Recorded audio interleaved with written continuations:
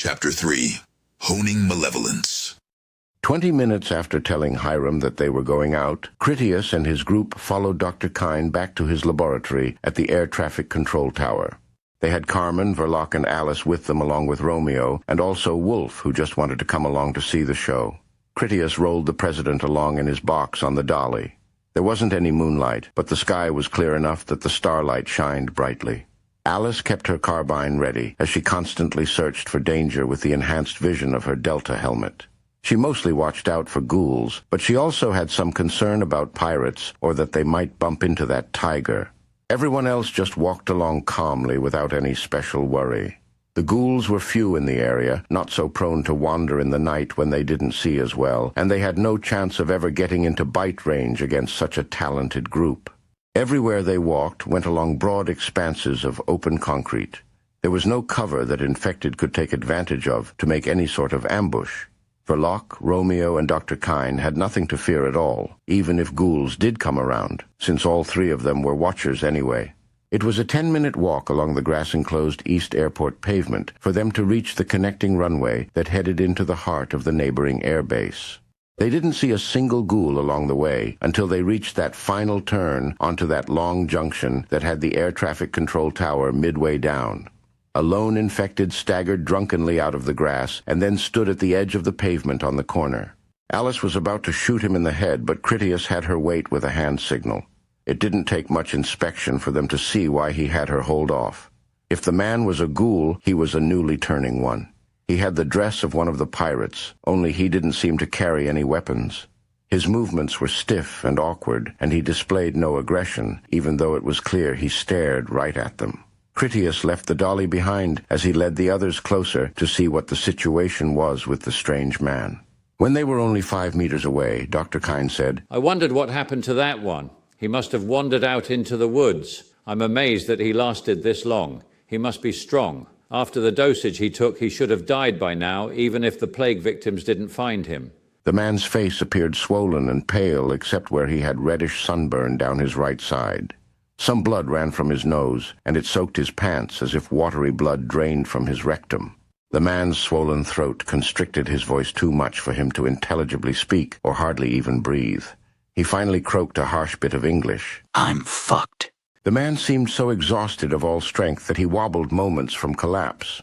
Multiple lethal doses of neutron radiation. Carmen readily diagnosed the man from his symptoms. He was dead the moment it hit him. I estimate he has only an hour or two remaining. He's not a dangerous source of further radiological contamination. It is kind of like a vampire that went outside for too much blazing neutron sunlight. He's atomically pickled beyond any hope of possible treatment. "I dosed the bunch of them when they tried to kill me. Kyne explained. All but that little one who liked to play hide and seek. We can just keep going. He isn't a threat to anyone anymore. It is such a shame that with so few people left, so many young men turned toward lives of murder and mayhem. If they had only approached as a friend, they would have received a warm welcome." When no one else did anything but stare with indolent pity, Carmen moved her sword from her back to slide the scabbard down into her pistol holster belt. She kept her offhand on the neck of the scabbard and then adjusted it there for a comfortable fit before she stepped forward to put the pitiful brigand out of his misery. Sleep, feudal valor. She made his death poem. Sweet winds exhale from our tombs. She lowered her head in a solemn moment, then raised her eyes with focused purpose. Nameless immortals. The sword always had a sort of adhesive cling inside its scabbard. It wasn't much, and it abruptly released all at once when she put enough pressure of her thumb against the ornately engraved Tsuba handguard. As she overcame that static cling of vacuum cohesion, it was a pleasurable sensation for her and a sublime Bushido pause appropriate to inform all present that she was about to cleanly cut off the man's head. It would be a dignified mercy killing that was his only possible form of benevolent assistance. She wanted to honor an enemy's strength and determination in having defied certain and agonizing death for so long. Critias acted first when he saw that the man had lost his power to stand. He sprang forward to the pirate and then threw a two-handed grip about the dying man's head. His hold was both strong and gentle as he supported the weight of the frail life that he did not want to fall to the dirty ground while still alive. With one hand under the pirate's chin and the other at the back of the skull, Critias locked eyes with him. "We hear your ancestors calling to you, pirate. You can hear them call to you. Tell us their names. The man tried to utter some name, only it triggered the instant in which Critias severed the man's spinal cord with a ghoul fighter's twist that killed him in a painless instant. The spirit thus departed, Critias dropped the now meaningless, wretched corpse to the ground. Wolf nodded over the moment, unable to identify how he felt. After a few breaths, he said, "That was heavy even for my neighborhood. You two are something else." Their group continued on toward the air traffic control tower. They didn't see a single infected along the way. Upon arrival at the compound, they discovered a sizable group of ghouls that gnawed on the corpse of the runty pirate that Critias had carried out of the library room and then left on the runway as bait. It had been his intention to draw them out for a convenient shooting, but he hadn't expected to see so many when the time came. A baker's dozen of them had dragged the body closer toward the buildings as they had fought for possession of it. They did a superb job of demonstrating why so many people had become ghouls during the outbreak and hadn't vanished from the world after their killers had digested them. Not even that many hungry infected made much progress as they tried to eat the corpse. Ghoul regeneration kept their mouths full of good human teeth, but they were still poorly suited for the tearing away of tough and stringy raw meat. The human mouth was better adapted for the eating of nuts and apples than it was for doing the work of a shark. The ghouls squabbled and growled at one another as they lapped up blood. They gnawed at the dead flesh quite ineffectually. It took them hours to eat their fill, and a few pounds of meat could more than stuff their bellies. The ghouls were at the range of 100 meters when Critias's group cleared the tree line enough to see them. Alice didn't get any signal that she should hold off. To get things started, she squatted down to rest an elbow on her knee. Alice tried to steady her aim before she plinked away at the ghouls with silent subsonic shots from her Tesla Flux carbine. The computerized target locks were always for the head, and she took them in any order when one of them didn't move around too much. Alice's strategy proved to be a mistake after she dispatched 4 of them in a row.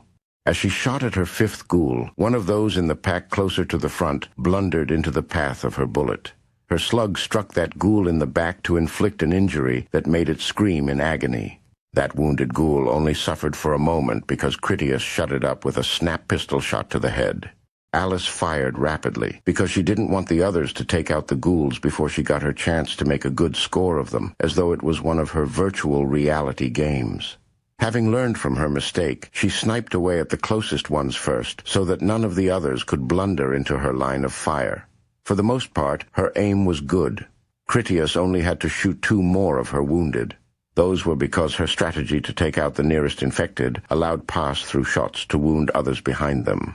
Dr. Kine's underground base wasn't anything like what Critias had expected to find.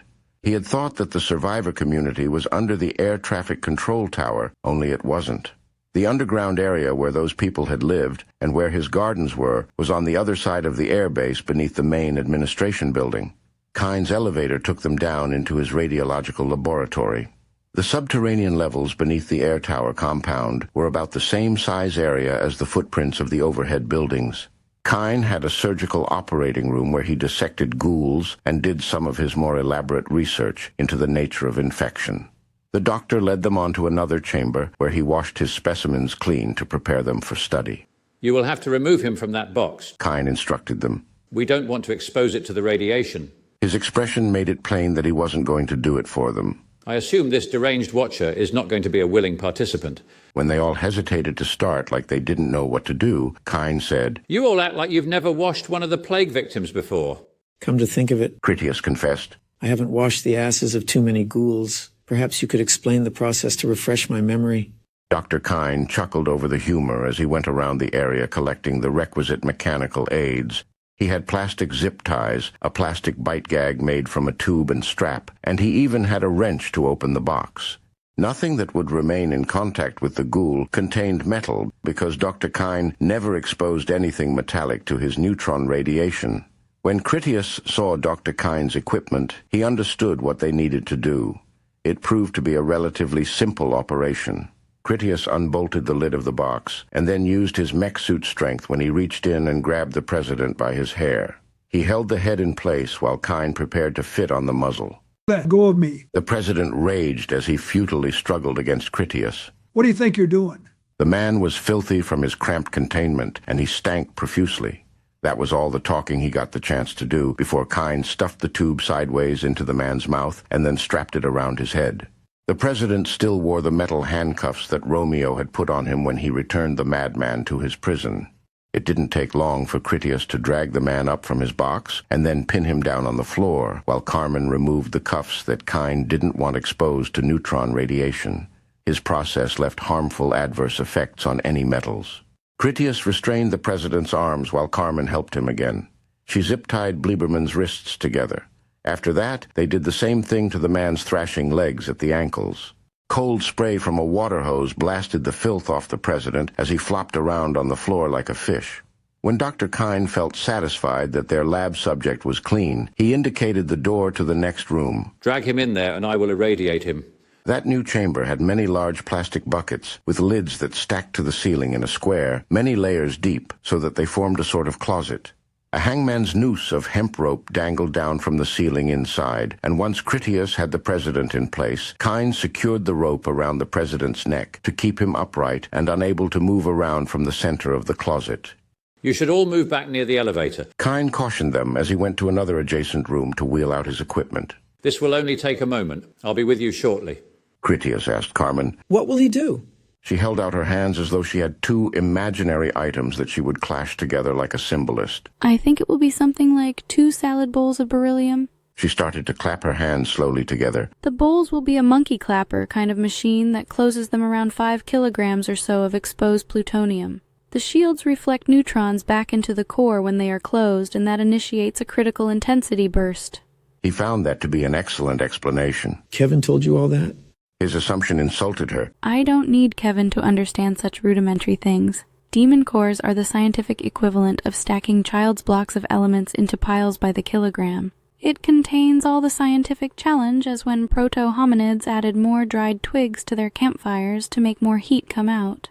If you mean that more wood make fire bigger is science, then yes, I know a little something about science. In Kevin's defense, he could do something more impressive with that same heap of plutonium. I only know how to make the simple demon core neutron radiation ghoul cooker. Kevin could build field engines and then fly around in his own personal hovering aircraft carrier, which he ends up doing later on, by the way. Critias saw a flaw in her reasoning. Then what did we need Dr. Kine for? You should have just built us our own. I'm sure we could find some uses for it.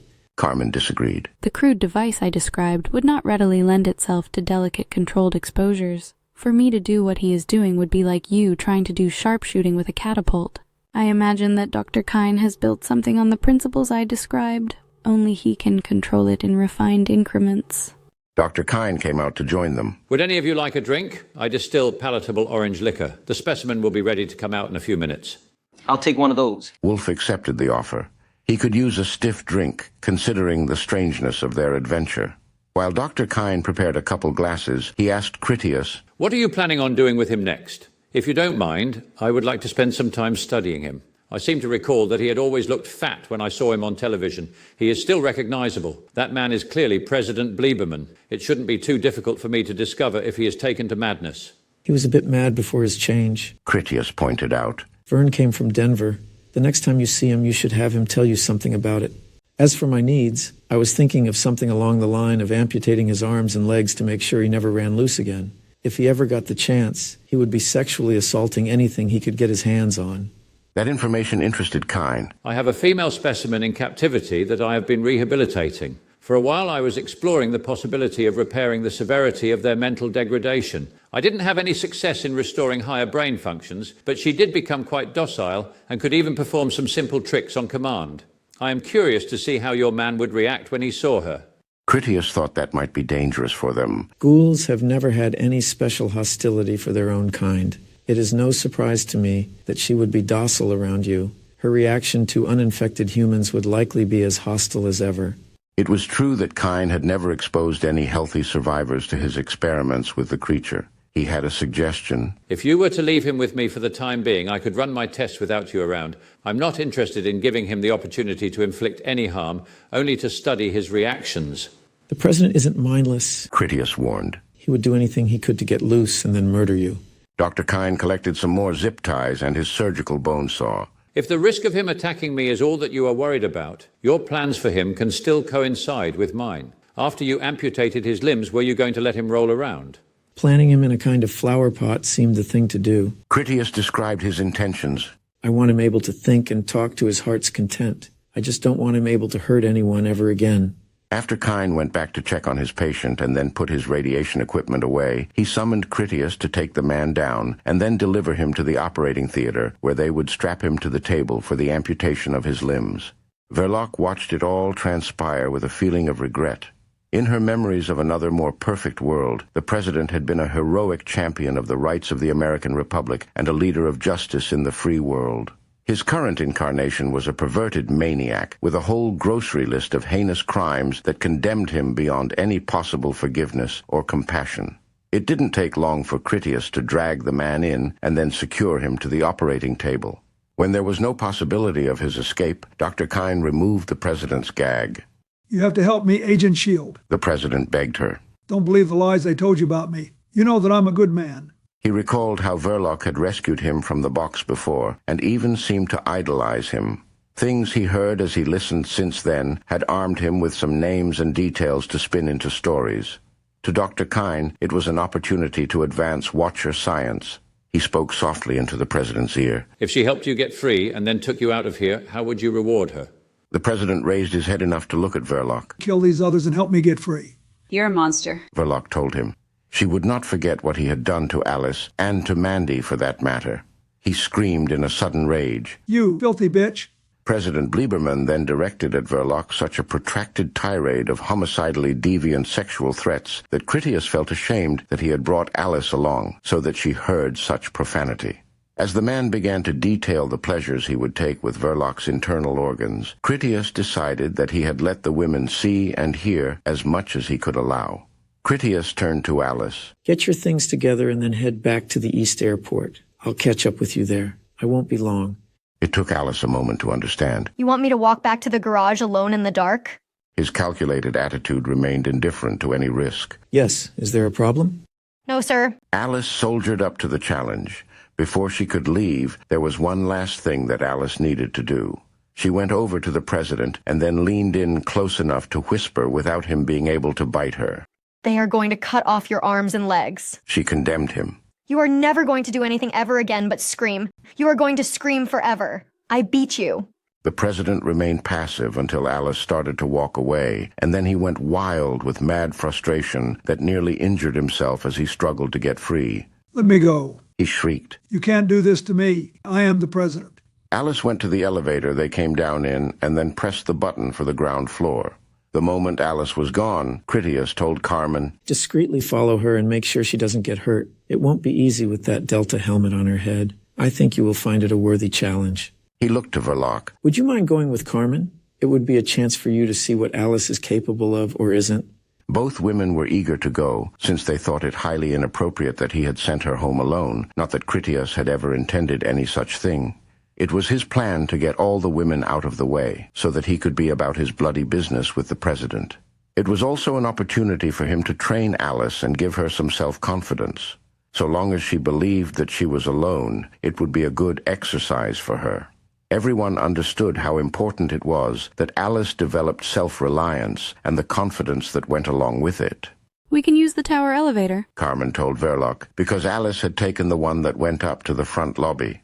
Before the women were out of range, Critias cautioned them. Be careful yourselves. If Alice spots you following her, she may take a shot at you.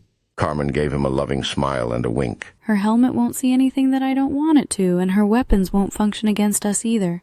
She will never know we are there unless she runs into trouble she can't handle. Time was of the essence, so the two of them hurried off to not let Alice get too far ahead of them. There was still that body in the parking lot that might have attracted more ghouls.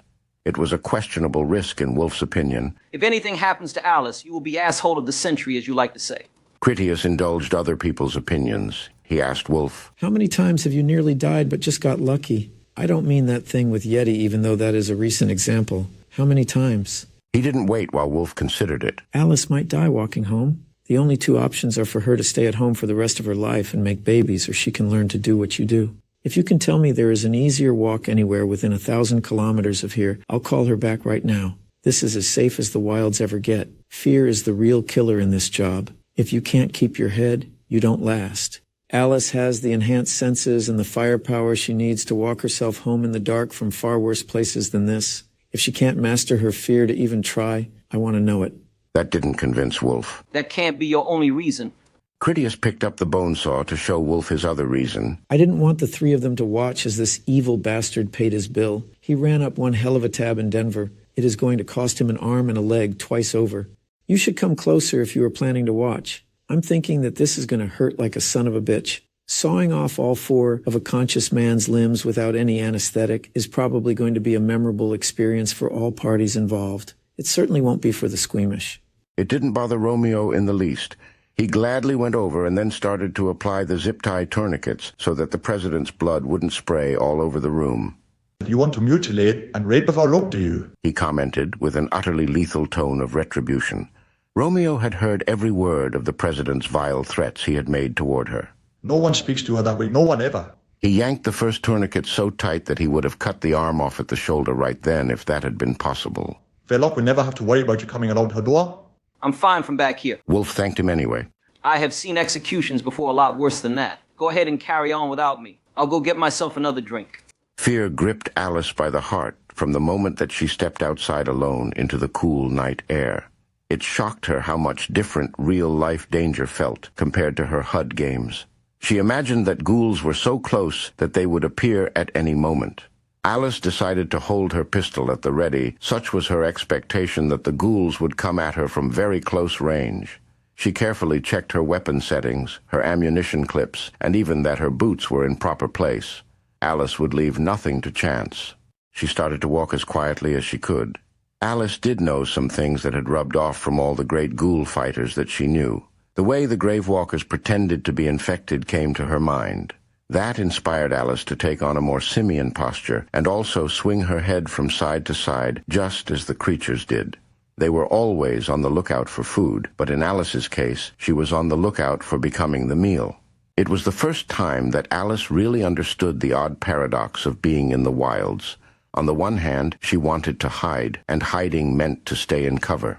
At the moment, the last thing Alice wanted was to enter the grass or to get near any of the vehicles. The opposing option that she preferred, and so just began to understand, was that the only safe place to hide was right out in plain sight. If she pretended to be a ghoul, she could avoid drawing any attention upon herself, and she could also stay as far as possible from anything that would give the ghouls cover to ambush her. Alice stayed right out in the middle of the pavement where it was safest. If anything did attack her, she would have the chance to see it coming. Every step that Alice took moved her further away from the point where she could still turn back. It wouldn't be long before the option to run would no longer even exist. Anywhere she would be able to run toward would be too far away for her to reach. Alice had no chance at all to sprint faster than the infected could.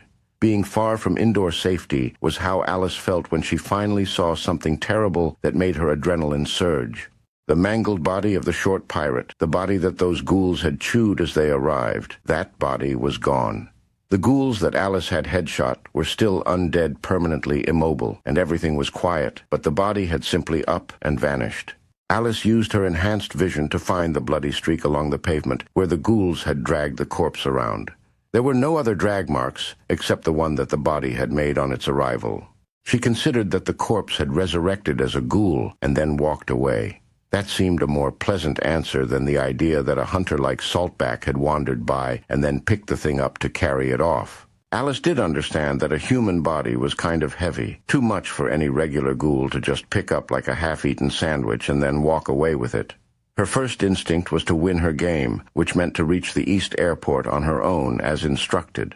That was her objective, and she knew it was proper to stay focused on her orders whenever possible, but then she recalled that morning when Critias had told her to trust in her instincts because that was her first and best chance to make the smart move. Her real first instinct was to be afraid, so Alice radioed Critias. I'm outside where I shot those ghouls and I can't find the body. Critias was busy as he sawed off one of the president's legs. He had started at the ankle as a sort of test run to see how well the saw would work before he would then move up to get the whole remainder of that leg. The president screamed appropriately over his rude and needlessly redundant dismemberment. Critias would have made it hurt worse if a means had readily come to mind. The bastard deserved every bit of what he was getting, and some more besides. Critias had sent Carmen and Verloc to escort Alice. He couldn't imagine anything was going on out there that those two killing machines couldn't handle. That was no exaggeration either. Carmen and Verloc were just about the two most dangerous things alive, so Critias found it hard to imagine that Alice was in any danger because she lost a body. Something dragged it off. Critias guessed not really interested. It was probably a boar. There are a lot of those around here. There are no drag marks. Alice disagreed with his assessment. That pirate was awfully mangled and leaking all sorts of mess. I am looking right now and there aren't any drag marks. Either he walked away or something carried him. I think you should come out here to see this. Critias radioed Carmen. What is going on out there? Carmen sounded a little annoyed with him as she accurately described the situation, which Alice had already done admirably. The pirate's body is gone, and there aren't any drag marks that would be on the pavement if something pulled it off into the weeds. The man either got up and then walked away, or something picked him up and then carried him off. To head off anything stupid, he might say, she added. Boars do not carry bodies away, not even big ones. Fine. Critias submitted to their trivial crisis. If you can't tell me anything more than she can, I will come see for myself. I never said that, Carmen replied. I'm quite certain that I can collect more clues than Alice can. For example, I have the global positioning records from the Black Hole when you went on your now famously successful hunting expedition. From those records, I have determined that you never flew directly over this vicinity. By examining the timestamps of those records, I can determine those locations where Vern had hovered stationary for prolonged periods, making those the places where you did your shooting and butchered the carcasses. Those locations taken together form a line that extends off to the southeast, which tells me that was the direction the cattle herd retreated as they attempted to escape your predation. Critias asked. All that helps me how exactly? Carmen dropped the punchline. I can smell the offal from the cattle you dressed. It is quite strong out here at the moment, and I'm not standing downwind from those locations. Based on what Alice and I have just told you, I think she did the right thing in calling you. Critias was already in the elevator on his way up when he told Alice, You need to come back to me. Do it quietly and casually, but without any delay. During the rest of his elevator ride, Critias contemplated what Carmen had told him. He was no android to consider every possibility. He used his human-minded advantage to skip to the end of the problem by considering the worst-case scenario first. It was obvious enough that the wind carried the stench of the cattle guts he had dumped, whatever direction it happened to blow. As Carmen had explained, they had dumped the cattle guts in a line going off into the backcountry as they had followed the herd. A predator had caught the scent on the wind and then followed it to one of his gut piles. That offal was essentially inedible to anything but a maggot or a buzzard, except for perhaps the kidneys that Nick had scolded him about for not keeping. After the predator had dug through the worthless, inedible mess, that gut pile had led it to the next, one by one, until the last gut pile of all was that dead pirate.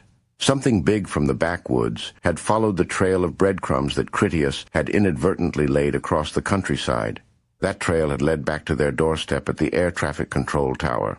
To anything with a nose for smelling blood, Critias had dumped a 15-kilometer-long chum line that led back to the airbase. In total, it was a rather stupid thing for him to have done, and they were about to reap that whirlwind. Critias radioed Hiram. Colonel Davis, we may have a hunter in the area. I think all the cattle guts I spilled out there has called in something big. I'll keep you informed when I know something more. I'm going on alert here until you know for sure. Hiram sent back. This is where the meat is, and we did a lot of cooking. Be sure to warn us when you approach our position. Roger that. Critias confirmed his orders. It was Remus the hunter who had carried off the dead pirate into the long grass, where his family ate it with some privacy. All his companions were coyotes, but only in the loosest definition of the term. Their canine blood grew strong from the interbreeding with wolves, German shepherds, and other feral dogs from larger breeds. They were not as large as true wolves, but that would change as the years progressed. The true coyotes had flourished in the urban society of humans. That time had gone, and a new age had come that was a return to the old world where size mattered. The Pax dynasty had begun as American jackals that stole scraps from the truly sizable hunter Remus, who was too large to catch them and preferred bigger game anyway. That early relationship quickly blossomed as the coyotes used their superior intelligence to lead Remus to sizable prey that they had hounded, harassed, and exhausted to the point that Remus could drag it down. Once Remus had learned to finish their kills, the whole family got to eat their fill. Remus was not the leader of their pack, since he wasn't smart enough for that. His friends had better eyes, better ears, and better noses. They even had better ideas. The coyotes had led Remus to the cattle offal only to press on for better fare. They were not garbage eaters anymore. They had an appetite for real meat and in large quantities. The pack had 22 adult mouths to feed that did not include Remus or their litters of freshly weaned summer pups that waited back at the den. The pirate was a tasty meal that didn't last long, and it had given them an appetence for the rare flavor of delicious human flesh. Alice seemed a worthwhile kill to Remus, and he would have attacked her if the coyotes had not disagreed. His friends sensed the hidden danger. They knew she was a tasty, edible human like the pirate, and even though humans were almost extinct, the pack leaders still remembered them as best avoided head-on, because they killed from afar if they got the opportunity to stare attentively. The coyotes smelled that other humans from Alice's pack were around. They identified scents of soaps, laundry detergents, and deodorants. They also sensed that the young female pup of a human was in the process of stupidly wandering away on its own. They would follow her from a safe distance until she was far enough away from her den. Only then would they begin to torment her, make her run, and then trip her up. Remus would then make the final kill. Only Alice hadn't continued to move away from her den beneath the tower. After she had discovered the place where they had taken the human meat from, she began to scent of fear and adrenaline. The coyotes knew that Alice had become aware that they hunted her. After that, it didn't surprise them when she turned back to return to the human den. The coyotes were right that Alice was a puppy, but they underestimated the 2 alpha females that protected her. Carmen had already contacted Kevin to have him turn the satellite cameras to look into their situation. One of the first things the male android did after he gained control of the encrypted military satellites was to position one of the best surveillance spacecraft into a stationary orbit above Jim City. Kevin knew exactly where Carmen, Verloc, and Alice were down to the centimeter. It didn't take him long to start a search of the long grass in their area using high-resolution cameras that could see in both visible light and infrared. Carmen and Alice had both already tried to find enemies in the grass by using their thermal imaging. The problem was that the grass was dense and its individual blades billowed in the cool night breeze. The end result was that the grass had its own temperature that wasn't transparent to the warm bodies that hid deep inside it. While that was true of their visual perspectives along the ground, it wasn't true of the overhead satellite that could see all unobstructed. Kevin fed Carmen the live images over their interlink. The infrared data showed that the airbase had a plethora of small mobile bodies that were usually stationary. The largest heat group was not far from Carmen's position. She saw that Remus and his coyote pack fanned out in an arc through the grass. The normal light images were excellent under cloudless starlight. Carmen even had Kevin focus on the largest warm body so that she could get a closer look at Remus. Alice waited just inside the front door until Critias arrived. On his way past her, he said, "Let's go check this out." Carmen and Verloc came out of hiding to meet them out front. There was no way that they had gotten outside while Alice was at the door. She asked, You followed me? Of course I had them following you. Critias told her. I would never let you walk out of here alone unless I had no other choice. You should feel silly that you fell for something so ridiculous. Don't take it as a reason to assume someone will always be around to help you either. He turned to Carmen. Do you know what is out there? Carmen used the satellite images to create a HUD simulation for his visor that let him virtually see through the grass. She then pointed. They are out there just at the edge of the woods. The forest was thick and deep all to the south of them, since they were at about the midpoint of its breadth. The whole of the woods made a 20-kilometer strip that stretched north and south along the small waterways that had nurtured the wooded area for generations. The forested creeks had forced urban development to stay outside of it.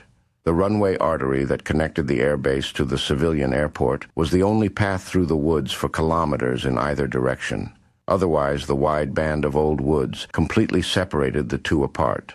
The long prairie grass had overtaken everything else, so that it filled in every centimeter that wasn't already woods, wet creek bottom, or the concrete paved runways with its air traffic control tower compound. By her simulation, Critias made out a score of smaller warm-blooded creatures that Carmen had info-framed as some pack species of canid. Midpoint among them was the considerably larger shape of a crouched hunter ghoul. Those predators were about 10 to 15 meters deep into the grass near where the forest began. That put them about 50 meters from where Critias stood with his group near the parking lot guard's shack, up by the entrance into the lower office building. Carmen's images gave him a good understanding of where they were, only they weren't detailed enough for him to take a killing shot. He didn't want to wound the hunter and then chase it across the countryside. The brute already demonstrated an uncommonly patient and even intelligent sense of caution. He had no reason to assume it would charge out into the open if he were to sting it with a bullet. The small guardhouse had too many windows to be a shelter against ghouls. Other than that weakness, it was a reinforced concrete bunker that would have worked quite well against bullets in a gun battle. You three go up there. He offered his hand to boost them up onto the shack's roof. I'm going to go around and then flush them into the open. That wide creek will leave them no other way to run. They will stand their ground against me and I shoot them myself, or they will come out through here where the three of you can let them have it. Those animals are too perceptive for any stealth to work against them, Carmen cautioned him. I should go with you. If we move quickly, together we could get behind them to force them out this way. You stay with Verloc. Critias commanded Alice. And do what she says. This should be over quickly. Once Alice and Verloc were atop the shack, he and Carmen ran off toward the runway to enter the grass and then the woods from further up that way. Critias and Carmen sprinted 200 meters down the parking lot, then went left onto the runway's frontage road. Marshy ground with a shallow, crooked creek was between the road and the woods. Critias had to struggle there as he fought for progress against the mud. His hydrophobic boots came out clean, but the vacuum suction holding his feet into the ground was probably even worse because of it. He seemed all the more mired when Carmen not only didn't slow down, she accelerated because he held her back. Many fallen trees whose roots had drowned made a path for her that she dashed across with the graceful springy steps of a forest nymph. Critias had an overhead map on his HUD to keep him informed about where all the players were. Carmen headed further to the right and deeper into the woods than he would. He cleared the soft ground and then took a direction that put him 10 meters into the woods behind the hunter. His movements were not in any way quiet. Dried branches snapped and cracked with every stride he took. The coyotes fled ahead of him by turning south, so that they could escape the area by running along the near bank of that large brook that washed under the Battle Creek Bridge. Their plan would have worked only Carmen cut them off from her track deeper in the woods. She blocked their escape route and stood ready to shoot them when they tried anyway. The leaders among the coyotes vocalized their panic with yelps that warned their pack that had spread out. As Carmen rushed them with her speed like that of a deer, the canines reversed course to flee before her, back toward the air traffic compound. Remus the hunter caught a glimpse of Alice on top of the guard shack. He saw Verloc there also, only he wasn't smart enough to recognize that she was a threat to him. The hunter headed straight for them because he intended to snatch the younger female up when he leaped up there during the rush past. Every time Critias managed to see one of the miniature wolves, he promptly shot it with his pistol. The first one he shot got a terminal wound that left the animal to yowl in agony. His second kill he shot through the heart and lungs, which dropped the animal instantly. The rest of the pack attempted their desperate breakout by heading to the parking lot, as Critias's plan had always intended. Alice gave a surprisingly brilliant performance with her carbine as she cut down the fleeing coyotes at 30-meter range and on the run. The pavement they crossed had no cover of any sort, and her elevated position from the guard shed made the place a killing field. She kept firing hit or miss, so long as there were more that still needed shot. The vicious predators had planned to separate Alice from her family and then have her for dinner. Both of their teams even had their own friendly infected ringer to help out. It was only justice that Alice returned the favor in the kill or be killed war for survival. The coyotes were of no interest to Verloc. She kept her attention free for real dangers. Carmen gave Verloc constant updates on where the hunter was, and those warnings soon made it clear that the giant ghoul headed directly for their position on the guardhouse. As Remus started his final dash forward to make his kill, his size and weight at speed made thunderous cracks of the dry timber that broke on his way out of the trees. Carmen's alerts were no longer necessary because Verloc couldn't help but know that the brute fast approached her. She favored the same model of German assault rifle as did Manny Giles, but only because they shared similar taste in precision quality. Verloc had brought the weapon from her extensive private collection. The only significant difference was that she didn't have an attached grenade launcher out of concern that it might ignite a wildfire that could consume that whole region of flammable grasslands. In place of the 40-millimeter grenade launcher, Verloc had a smaller attachment that occupied the same location under the barrel. Hers was a laser diode device that emitted such a dazzling beam of focused light that it inflicted temporary blindness upon an enemy that viewed its emanations. Remus burst from the woods and then raced through the grass with exceptional haste. He was not especially large as hunters went, not compared to Jingle Bell's destroyer serum monstrosities, yet he was still big enough to deserve the title. The infection did not remove or rewrite hereditary genetic illnesses in its victims. Instead, the infection compensated for flaws in other ways. In the case of Remus, his muscular dystrophy disease had triggered excessive regeneration that not only overcame his frailty of frame, but it also overcompensated for it until he had transformed from a frail man into a hulking powerhouse among ghouls. His form was mostly proportionate, aside from a swayback posture that gave him an oddly protruding belly, and his arms seemed too long in a simian sort of way. The combination of both caused him to move in a shoulder-leading gorilla's ambulation. Remus lacked in grotesquely monstrous deformities, though he did have a pronouncedly bulbous overgrowth to the joints, particularly at the shoulders, elbows, and knees. Verloc stepped to the edge of the guardhouse roof to make herself plainly visible to the hunter. She admired the size and speed of Remus, though she wasn't in any way intimidated. Just as Grendel had been, Cutter had become an altogether taller and more impressive hunter than the one Verloc saw before her. To his credit, Remus was bigger than one of Jingle Bell's elites and considerably more experienced. None of those attributes worried Verloc because she was the fearless and heroic crime fighter Special Agent Shield. Just as the hunter contracted in his strides to take aim for his leap to the roof of the guardhouse, Verloc triggered her blinding laser, shining it directly into Remus's face.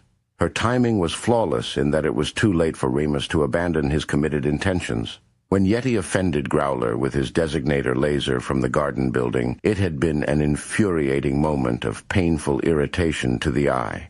Verloc's laser weapon came purpose-built to cook the eyes out of a victim's skull, just short of inflicting permanent damage. The blinding laser bumbled Remus's jump enough that he flew too low and then smashed headfirst into the cement bunker at the edge of its roof. The blow he gave himself didn't break his neck, but it totally knocked him senseless. Remus collapsed to the ground in a crooked heap. Critias and Carmen had hastened to join the fight against the hunter, only they arrived to find him already prostrate. He asked Alice and Verloc, "Are you all right?" Seemingly as a secondary matter of small concern, Critias raised his pistol and then put a bullet through the hunter's head as it struggled to get up in a daze. No problems here. Verloc smiled with easy calm. Carmen grabbed the slain hunter by an ankle as she summoned Critias. Help me drag him over to the pavement. Dr. Kine might find this interesting. He complied, and together they dragged the heavy ghoul through the grass to abandon the body on the edge of the parking lot. Critias took a moment to look the hunter over to find nothing especially interesting about its form. The creature's behavior was another matter. He turned to Carmen for some insight. "What was this thing doing with a pack of dogs?" Carmen shrugged with no easy explanation other than an idiom. Misery acquaints a man with strange bedfellows. After she had analyzed the issue for its potentials, she added, Some ghouls cooperate socially more than others. The canids did share some common dietary interests with him. As another inspiration, she suggested, Perhaps he was a dog lover. If watchers have amplified personal interests, maybe something similar happened to this hunter. "I wonder who made who," Critias said as he went to help Alice off the roof of the guardhouse. On the way, he radioed to Colonel Davis to let him know that the hunter was dead. They would be able to relax their alert. There was no further concern that the creature might be heading their way. In light of their new cell phone communication system, Carmen had sent his HUD a suite of custom applications that let Critias's mech suit helmet duplicate the features of the primitive phone technology. He used that to mail an automatically resized photo of the hunter to the phone of Colonel Davis. Critias wanted him to see what they had gotten themselves into. Dr. Kine and Romeo finished amputating the president's limbs. Kine had a rolling steel cabinet with a hinged-top cover where they deposited Bleeberman's foul-mouthed torso. They filled the empty space of the container with polystyrene peanuts and then closed the top opening around the president's neck with a pair of half-moon boards to form a pillory for his protruding head. Wolf and Romeo brought the container up the elevator strapped to the dolly for the journey home. They had replaced the gag in the president's mouth to silence all his furious blathering. Even after his extreme surgical torture, the man remained vocally riotous. Kine brought up trash bags that contained the limbs he would discard. When they met, the doctor told Critias, I have heard enough of his vulgar tirades. Even after what has befallen him, his only complaint is that it will now be difficult for him to capture bitches and whores. He tries to bargain with me to supply them to him even in his present condition. Evidence of his consuming madness is irrefutable. Do you think the specificity is related to his past behavior? I'm starting to think it is just another level of enhancement. Critias conjectured. The infection was trying to perfect him working with what was in him. He was a murdering megalomaniacal rapist before, and now he is a super one. I keep hope that this never happens to an arsonist. A bastard like that would burn down every city across the world, never get tired of it, and never grow old. That was logical to Dr. Kine. I suppose you feel fortunate that my prior interest did not include violent ambitions. I had my worries when we first got here. Critias admitted. It would have set back our plans if you started setting off atomic bombs. By a few days at least. Kine joked good-naturedly. Shall we return to your airport? I'm looking forward to seeing this city of yours tomorrow. Here comes one. Wolf said as he watched out the window in the front door. A ghoul had discovered the coyotes Alice had shot, and it planned to get a meal from them. Wolf opened the door just enough to take a single successful headshot with his Thompson. He advised, The longer we screw around out here, more of them will be coming around. Let's go home. It is getting late, and that Rudil guy will be here first thing in the morning.